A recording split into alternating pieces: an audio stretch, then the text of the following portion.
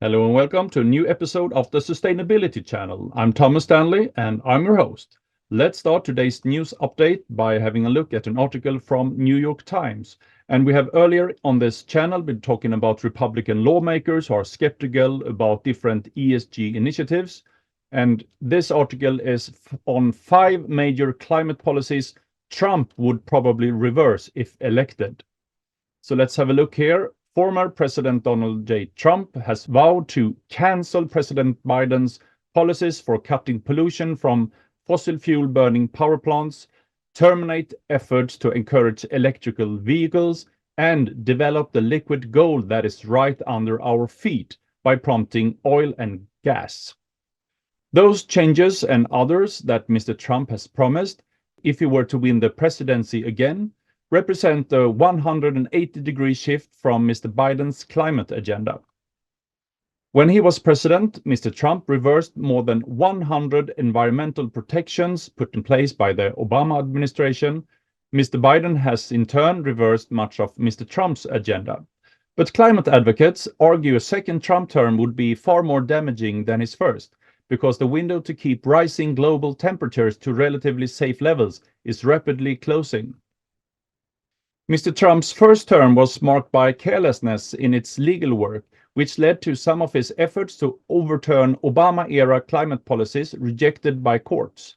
Neil Chatterjee, chairman of the Federal Energy Regulatory Commission under Mr. Trump, said the former president's team has learned from its past mistakes.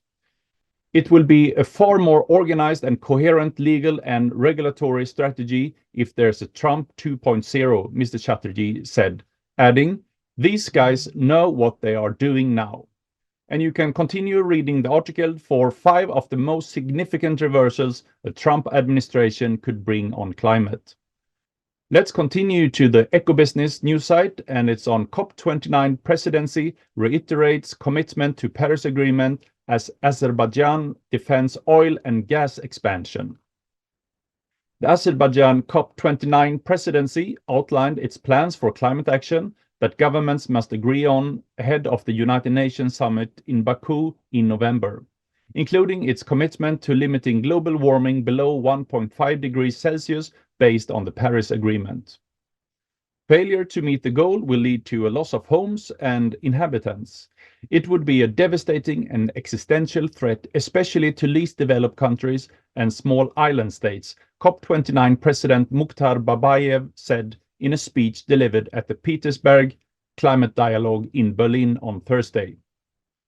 Our previous promises now need to be delivered, not reinterpreted, fulfilled, not renegotiated.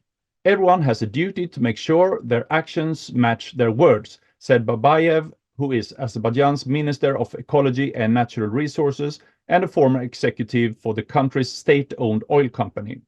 But at the same conference, Azerbaijan President Ilham Aliyev told participants at the annual gathering of selected states as they prepare the ground for successful climate negotiations that his government will defend the right of oil and gas producing nations to invest in the energy sector.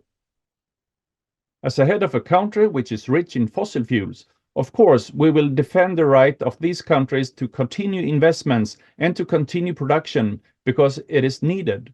But at the same time, countries with fossil fuels should be among those which demonstrate solidarity with respect to issues related to climate change, Aliyev told the conference on Friday. As the host of the next round of climate talks, Azerbaijan will oversee negotiations among nearly 200 countries on how to raise more finance to combat climate change and reduce the greenhouse gas emissions heating the planet.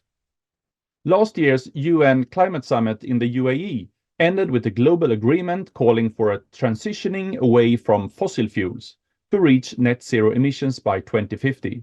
Many, including small island states, were dismayed that the commitment stopped short of a complete phase-out. So this is interesting to follow and see what happens at the COP29 later this year. And here is an article from Forbes on what we can do as professionals as of today. 5 hidden paths to climate action in your current role, no matter what it is. So let's have a look here On first place, explore what your current company is doing in relation to climate, clean energy, sustainability, and ESG initiatives. Do they issue a corporate responsibility report or an ESG report?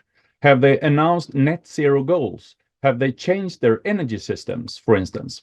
On second place, tell people in your organization leading initiatives related to climate, energy, sustainability, or ESG that you want to participate.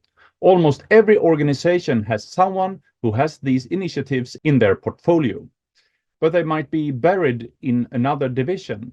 When you do the search above, you'll also find a name associated with it. Reach out to them or to human resources and ask who might be doing this work. Tell them your interest and ask for their input on what you can do in your current role.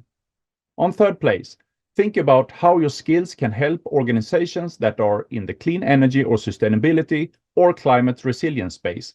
For example, if you're a communications professional at any level, your skills can be used to spread the word about a climate-related initiative your organization is doing. If you are a technology or AI skilled person, you can help build and manage the systems needed to measure and report the almost limitless numbers of things related to climate change. If you're in finance, you can use your skills to see what climate and energy related materials and processes cost the organization or generate revenue. On fourth place, identify the topic that excites you the most to work on and find the projects your organization is doing that relate to it or create them. On fifth place, volunteer in your community for environmental or climate related initiatives. There are many non-profit organizations across the country and across the world, of course, that is doing powerful work helping their communities. Find the ones near you and see where you can help by volunteering a few hours here and there. And that's all for today. Over and out, and live a sustainable life.